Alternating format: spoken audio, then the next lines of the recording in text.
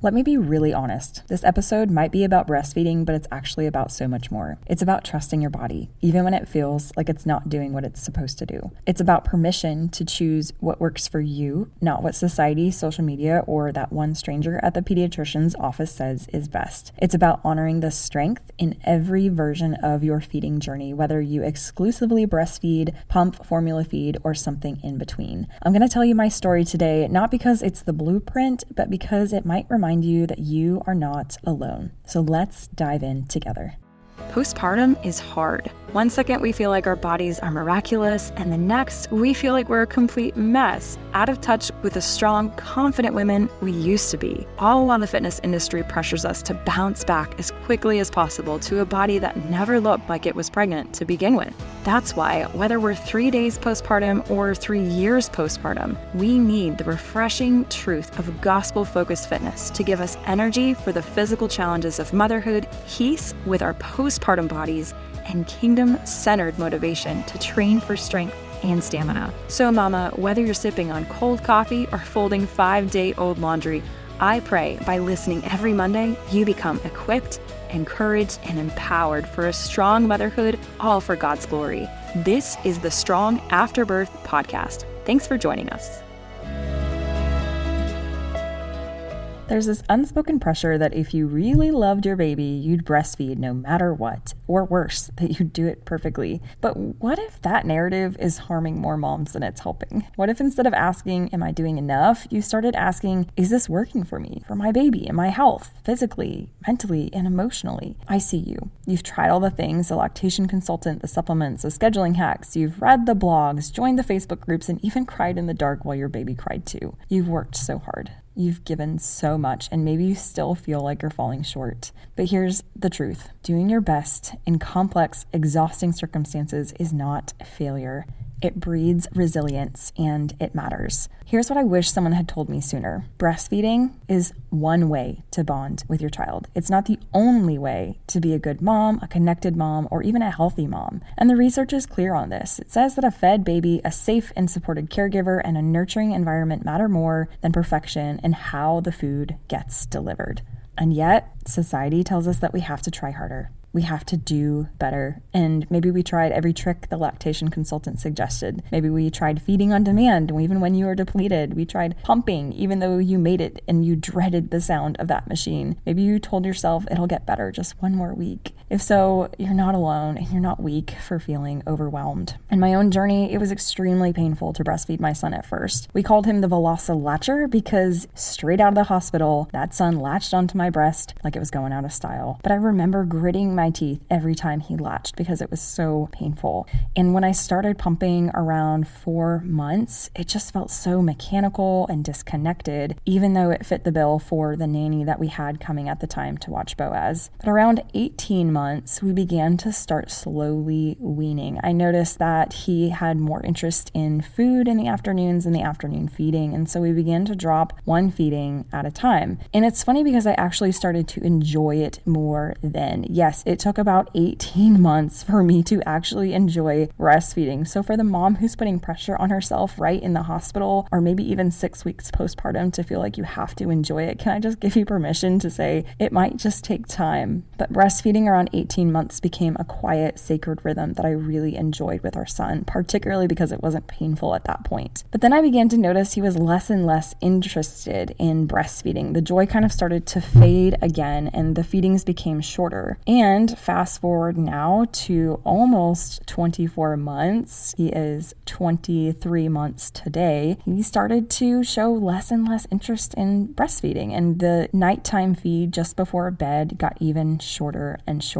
And so about 2 weeks ago, we weaned completely, and I felt so sad, like the end of something sacred. I felt grateful that I had the privilege, the option, and the choice, yet at the same time, I felt like I came to the end of a Netflix show that we had really enjoyed, and now it was over and done, and it was the end of that chapter. And I think a lot of us can reference this in ways that breastfeeding changes the way we see our bodies. It changes the way that we see how God supplies our needs. There's a story in 1 Kings 17. She's a widow, and it talks about how she had only a little flour and oil, and God meets her in the not enough. She's gathering sticks to literally make her last meal, but Elijah tells her to make him something first, make him some bread, and promises that God will provide. And God does, but not all at once, and definitely not in abundance. He provides just enough for each day. And that's how my breastfeeding journey felt. It did not feel perfect. It did not feel Instagram worthy, but it felt like my son had enough for each day.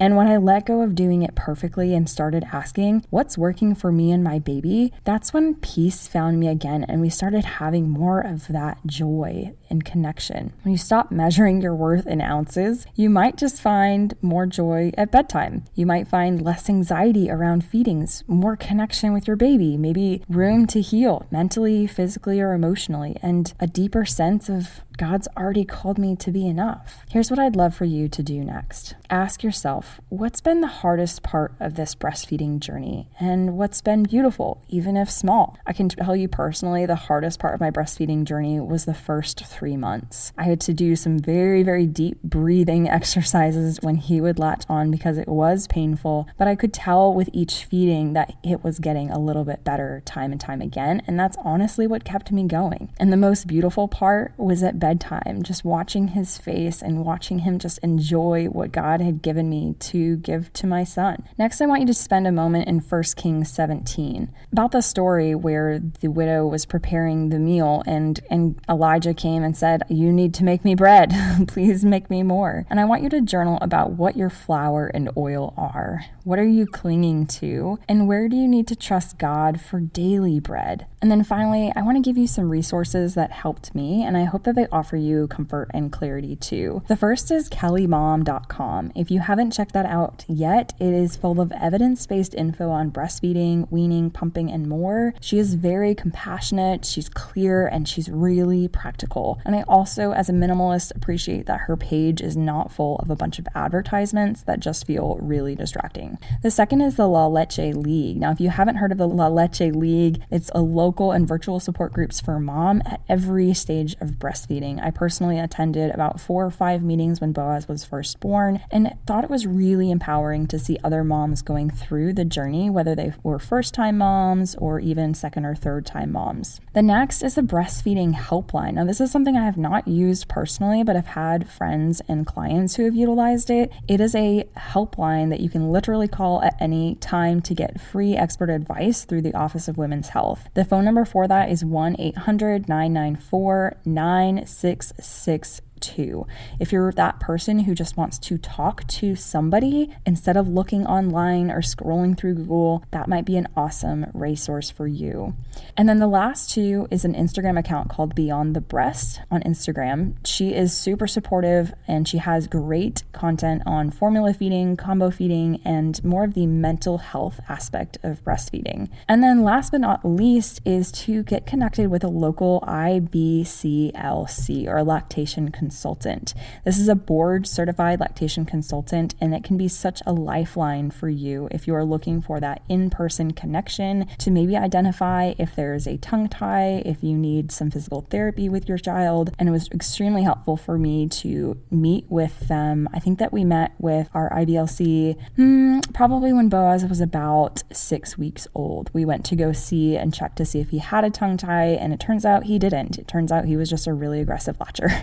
So most importantly, I want to give you these last practical resources, and that is to spend some time journaling, to go for a walk, to find a safe friend. I want to give you permission to cry, permission to stop, permission to keep going, and permission to change your mind. Mama, however you feed your baby, whether with your body, a bottle, a pump, a mix, or all three, you did something sacred. Even if it didn't feel beautiful at the time, even if it ended differently than you imagined, you showed up, you kept trying, and that is true strength. I hope this episode was impactful for you. And if it was, would you share this with a mom who's in the thick of her breastfeeding journey, maybe going through the weaning process or coming to the end of her breastfeeding journey in a way that she didn't expect? Share it with her, and I guarantee that it would be an encouragement to her and an encouragement to you to know that you're supporting other moms along the way. Until next time, friends, stay strong. All the love, Coach Laura.